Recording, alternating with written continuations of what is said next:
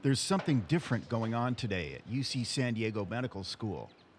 First and second year students are invited to hear from some of their soon to be graduating colleagues. These select few on the panel have been nominated by their peers to be in the Gold Humanism Honor Society. The organization honors medical students who have the talent to be a truly caring and empathetic doctor. Each panelist describes a moment when the light came on about what it means to be a compassionate physician. Perhaps the most interesting story comes from the final student to speak, 32-year-old Preetha Workman. Workman has a unique background. She did her undergraduate work at the U.S. Naval Academy. She then spent 6 years in the Marine Corps, rising to the rank of captain. In the midst of medical school, she's been raising a young child.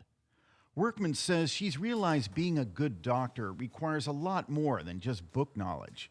Ask any patient, ask any individual in our society, how do they feel the medical system treats them? Sometimes the care may not be technically enough, and they'll tell you, but I think a lot of times people feel ignored, abandoned, not listened to. And I think it's just having that awareness that I think our patients are going to start demanding more. Well, they want more. I would. I want that as a patient. Workman tries to keep that in mind when she interacts with patients in the emergency room. Hi, because all I get to see really is the triage note, and I understand you were recently diagnosed with pancreatic cancer? Yes. How did that come about? Well, Workman takes the time to listen to patients and their family members. I was out shopping with my grandson. After she visits with a patient, Workman discusses each case with an ER doctor. It sounds like he went to go see his oncologist over at the Morris Cancer Center today for a scheduled visit. He had chemotherapy his first round last Saturday, and he comes in, he's referred in. They said they were concerned there might be something going on with his heart. Dr. Jim Dunford says physicians have to have good technical and clinical skills, but he says they also need to be able to relate to anyone who walks in the door. We have drug addicts, we have alcoholics, we have people with terrible metastatic cancer problems, heart failure, we have dementia patients, we have children where the parent is as much a patient. You got to read that setting, and within 2-3 seconds people are going to understand whether or not you really are into the problem and they're there to help them, or if you're just kind of trying to be a technician, and that's not what medicine is.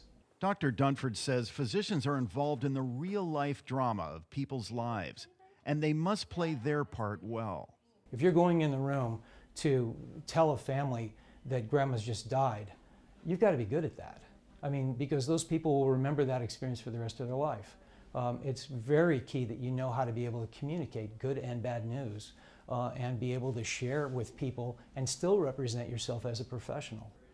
When it's her turn to speak at UC San Diego Medical School, Workman describes an incident that really hit home. She was on her surgical rotation. Her medical team flew up to the Central Valley to collect a liver. The donor was a teenager who had been shot in the head. His mother made the decision to donate his organs to save someone else's life.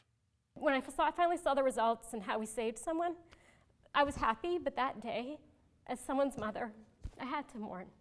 So I'm not sure if being a doctor is making me a better mom, but I think being a mother is making me a much better doctor.